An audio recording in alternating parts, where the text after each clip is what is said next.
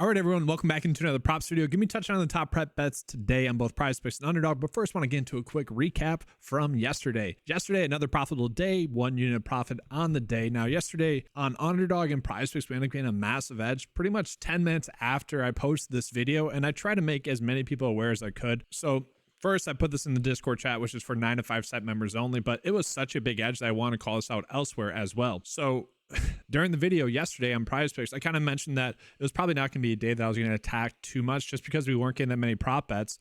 We did get some pretty decent prop line differences between the sites. And it's frustrating because had I just simply done the video 10 minutes later, one, Sam Burns wouldn't have been there. I wouldn't have given you guys that one. But we would have got these two, Russell Henley and Shane Lowry, where the prop line difference was off by 2, which is crazy. That should never, ever happen. And so I ended up just hammering this on both. So it literally went from being a day that I probably wasn't going to play too much to then a day where I was just hammering home this bet and variations of this bet using the prop line differences, because those should never be that crazy. I mean, that was strange, but nice to be able to take advantage of that. But regardless, another profitable day from the bet of the day, putting us at over 310 units won on the year. So looking at just the EV betting sheet from the PrizePicks cheat sheet right now, EV only, we are getting some pretty good EV bets. So again, if you guys are someone that just does the EV bets, we are getting Ryan Nembhard for under 4.5 rebounds as the best bet that we currently have. We also have DQ Cole for under his rebounds and assists. You can get this on both sites. Has about a 54% chance to hit. We are getting some good college basketball props, it would seem. And then we look at NHL. This one does stand out to me. So we're seeing that the shots on goal prop line, Vegas is giving it about a 53.8% chance to hit. Tack on the fact that the projection data also likes the over, to me, guys, this is going to be a good prop bet to use. And I kind of phrase it that way. Different sport here, but let's call it this one, where, you know, Vegas is giving this about a 53.6% chance to hit, but the projection data is kind of favoring the under there. That might be one where I feel the need not to bet because of that. You know, I see we are getting good college basketball prop bets, and we are getting one good NHL prop bet EV wise on PrizePicks. But let's go ahead and jump into the NBA, seeing if we're getting any better prop bets there in general. And yeah, we are getting some good fantasy score prop bets. I don't know what to do with PJ Washington here, guys. This has been an extreme headache. We have seen that, you know, really after the All-Star break with the trade deadlines and stuff, now, he has been a little bit hit or miss in this department, where he's either really crushing, I shouldn't say crushing the over, but he has been consistently kind of getting to this line, again, the over the line, since he's joined Dallas. And that's kind of rooted in the minutes. And I just don't think Vegas has really caught up to that, or the projection data has really caught up to that. And so to me, that's really not one I want to be using. If you guys like it, by all means, go for it. I don't think I'm going to be able to get there with that one. From there, we are getting KCP for over fantasy score. With KCP, it's kind of rooted in him getting blocks and steals. That's really the bet that you're betting on, is him getting blocks and steals. We know he's going to get a decent amount of minutes every game, okay?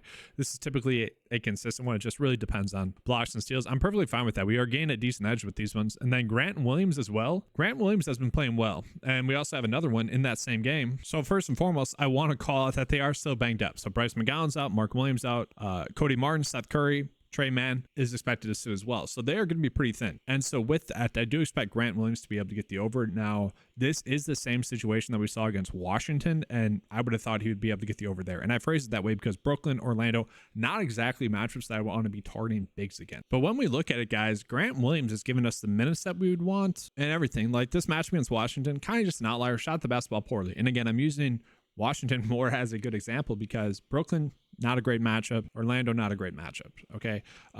But really, he's been pretty good since he's joined Charlotte. Like more times than not, getting this over. And then given the matchup with Detroit, I do like betting the over here. I agree with the data. Like I would give it about a 55% chance to hit. The other one is going to be his teammate there, who has stepped up into a bigger role with everyone out. And I will admit, there's probably a little bit of confirmation bias going on here because I saw this game and it was a game that I did want to target. Detroit versus Charlotte, like two of the worst teams in the league, especially defensively. NBA DFS wise, we typically like to attack those matchups. And he is someone that's going to give us 30 plus minutes. Again, they are very thin right now, Charlotte is. So yeah, he should be able to go off. The issue is he's been having a lot of turnovers. We can see assist wise, points wise, he's been doing pretty well that way. And I actually want to see here, what is his other lines today? Okay, that's interesting. So I would have thought that his PRA would have been favoring the over there. It is not.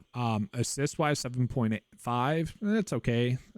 Projected 8. Interesting. I would have thought that the PRA would have been something we could roll with there, but it's kind of telling us not to. So I don't know. I'm not worried about the matchup though, again, for the same reasons I just kind of mentioned with Grant Williams. Tougher matchup against Brooklyn, kind of no shock that he had some turnovers. Orlando, exact same thing.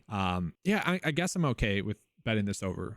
Again, kind of agreeing with the data that it is about a 54% chance to hit. So jumping into some more NBA prop bets that we have, Jeremy Sohan for over his fantasy score is one that does look pretty good on paper. And guys, look at this with PJ Washington. Like that is a weird line. We can see that there's outlier going on somewhere there. I mean, blocks and steals probably. That's just weird.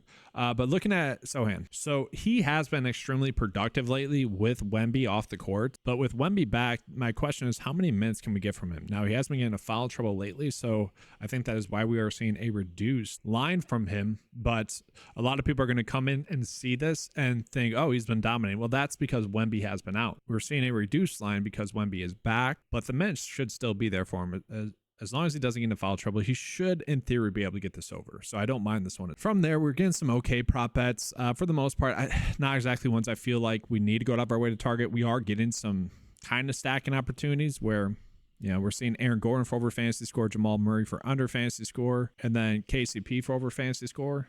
Like, I would say those correlate. Like, that does make sense for a stack. Miles Bridges over fantasy score. So we are seeing some of the Charlotte players we could bet their overs with. I will say I do think the line for Quickly is probably a little bit too low, but not exactly one I need to recommend to you guys. That's the thing. Today we are getting a lot of really good enough bets. Like if you guys want to make these prop bets, you could, but we are getting some great bets to the point where we probably don't need to force well. Let's go and jump into some college basketball props. And so we really have one that's going to be Ryan Nembhard for under his fantasy score of 32.5. That's a very big edge that we are getting. And then that kind of correlates with the under rebounds for him. We are seeing one where there's a prop line difference for Marshall. And I have noticed that PrizePicks and or Underdog have been very slow to adjust their college basketball. So this one could very well still be there. I might include this on the bet of the day because it might still be there.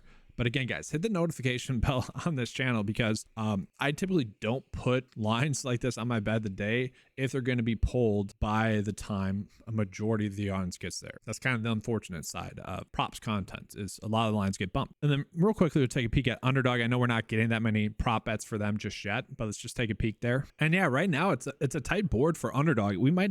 I might not even give you guys a bet of the day for Underdog. That's how tight of a board it is right now in terms of bets that I like to roll out. And so looking at NBA, we'll jump into that real quick. Again, I don't like to touch these blocks ones or turnovers ones or three-pointers ones. I like to look at the standard props. So Jaden Ivey for under points at 18.5 is a good EV bet. Again, I'm not going to include that on the bet of the day because chances are that one's going to be bumped by the time most of you guys get there. Again, if it's available, by all means go for it. Same thing with Grayson Allen. Points and rebounds at under 16.5. If that is still available by the time you guys are watching this, pause the video, make that bet, and then jump into the bet of the day, which I'm going to get into right now. So it is going to be a PrizePicks day only, I think. All right, so getting to the bet of the day. Again, if that Marshall college basketball rebounds prop is still at 5.5 on PrizePicks, go ahead and use that. But want to call it these two. Like, I am worried about these two, just given the fact that they have hit their over in 5 straight times.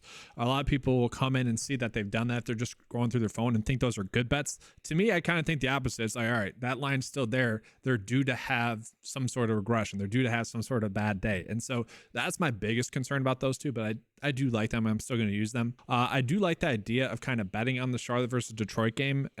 Just with how banged up they are, this is a very good matchup. They should be able to keep this game close. It shouldn't be as difficult as matchups as they happen against Brooklyn and Orlando. Thus, the day is telling us to bet these over. I feel pretty good about those overs as well. Ryan Nembhard, less than fantasy score, is currently the best one that we have. Hopefully that hits. A late game though. Wow. All right. That's not fun. And then I did include this NHL prop. Again, like the Marshall prop is a better EV bet if that one's there and you guys want to do a 6 slip bet, sub that one in. But because I don't see this one getting bumped, I'm including this one in the bet of the day for you guys. Just a reminder, the 9to5 cheat sheet is going to be something that updates consistently throughout the day, and that's going to be available for $10 a month. Head on over to 9to5sports.com to get access to that. Make sure to hit that notification bell, subscribe, like the channel as well. I do appreciate that. Let's have a good slate today, guys. Good luck, and as always, let's keep cashing.